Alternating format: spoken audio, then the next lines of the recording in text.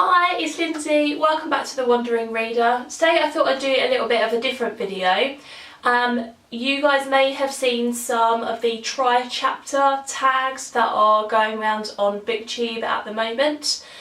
If I can find the original video to that, I'll link it down below. So I thought I'd do a version of this but with graphic novels.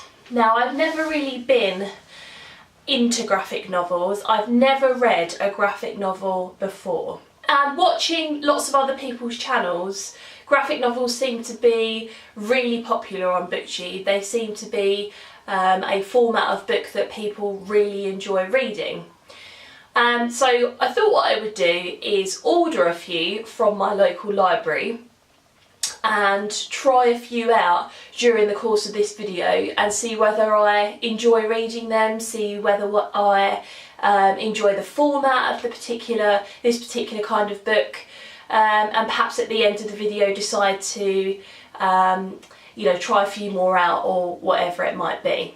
So I have 3 graphic novels here that I'm going to try out during this video. The first one is volume 1 of The Wicked and the Divine, and this is called The Faust Act, and this is by, I don't know if I'm pronouncing these correctly, Gillian McKelvey, Wilson and Cowles. The second graphic novel that I have here is Saga volume 1. And this is by Brian K. Vaughan and Fiona Staples. Again, I heard lots of people talk about the Saga volumes, so I thought I'd give that one a go.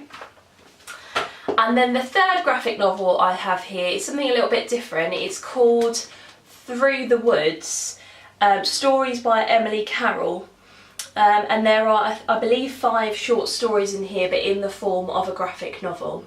So how this is going to work is I'm going to go off and read the first few pages of one of the graphic novels, come back and report back on what I thought of that particular graphic novel, and then do that with all 3 that I've got here, and we'll see how I like reading them by the end. So the first one that I'm going to read the first few pages of is The Wicked and the Divine, and this says on the back, "Every 90 years, 12 gods return as young people. They are loved, they are hated. In 2 years, they are all dead. It's happening now, it's happening again." Yeah, so I'm going to go off and read the first, few pages of this and see what I think and report back. So I'm back. I've read the first few pages of The Wicked and the Divine. I didn't like it, I have to say. Reading the first few pages, it seems to be about, told from the perspective of a girl who wants to be different in some way, and she goes to a pop concert and is watching her favourite band, and then gets to go backstage and it turns out that they're some sort of gods or something like that.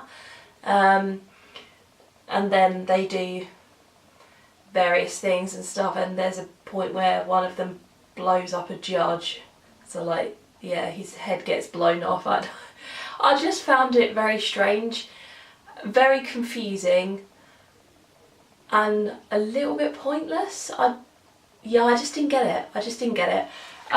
When it comes to the art style, I mean, some of the pictures in here, the art in here is really nice, and I quite like the colour scheme. It's really colourful, but some of it is a bit too pop art for me. So for example,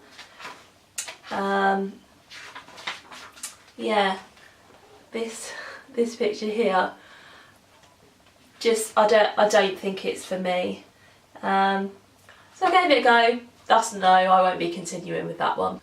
The second one that I'm going to try is Saga Volume 1.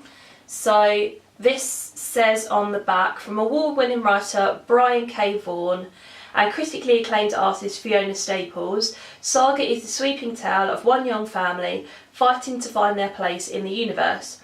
When 2 soldiers from opposite sides of a never-ending galactic war fall in love, they risk everything to bring a fragile new life into a dangerous old world. Fantasy and science fiction are wed like never before, in the first volume of this sexy, subversive, ongoing epic. So that sounds quite intriguing. So again, I'm going to read the first few pages of this and let you know what I think. So I've just finished the first few pages of Saga Volume 1, and I have to say I enjoyed this a lot more than The Wicked and the Divine.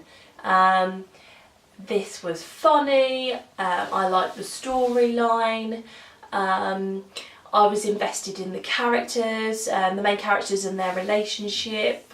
I was a lot more invested in the world that was built up and the storyline that had got going. And actually, I really enjoyed the artwork a lot better in here as well. I'll show you some examples of the artwork.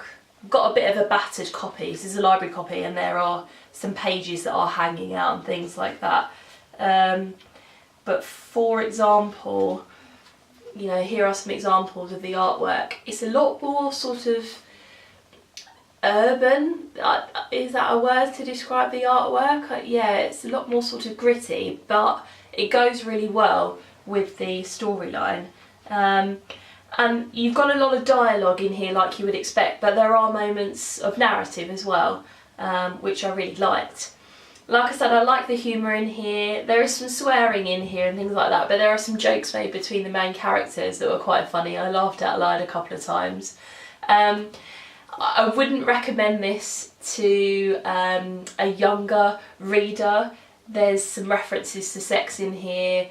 There, right at the beginning, one of the main characters is giving birth, there's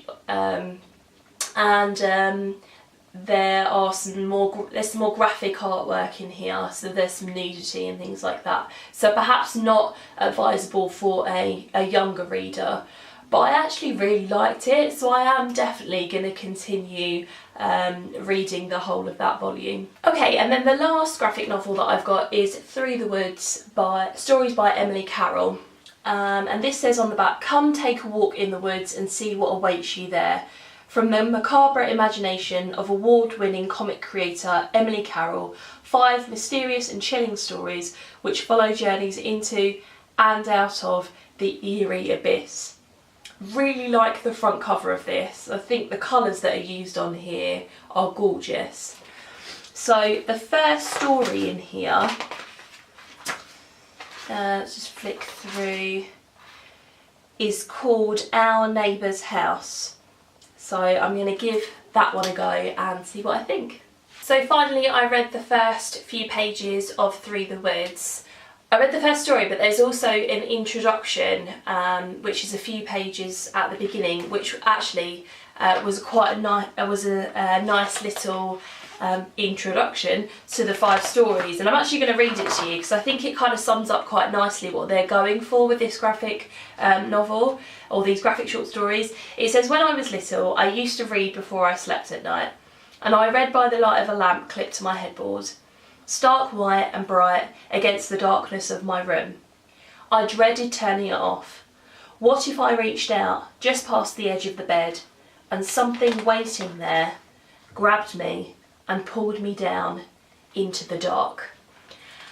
So I quite liked reading that introduction because it seemed to, it brought back nostalgic kind of memories of reading as a child at night before bed, but also those kind of scary thoughts that you have as a child, you know, about the bogeyman and, you know, who's going to come out, who's living under your bed and things like that. So I thought that was really cool. And from reading the opening story, it seems to draw on those ideas, those kind of gothic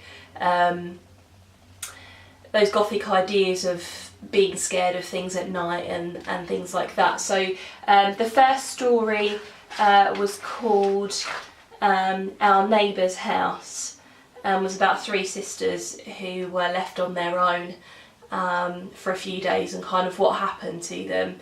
And like I say, so it's aimed at a much younger audience, this one. I would say it's more of perhaps a YA graphic novel or a middle grade graphic novel, but just as relevant to read for adults as well. I didn't like it as much as Saga, but it's a very different one from Saga. I think I'll enjoy it for a different set of reasons. So I am going to read the rest of the stories in here, and I'll report back in my wrap up about all of this and how I liked it.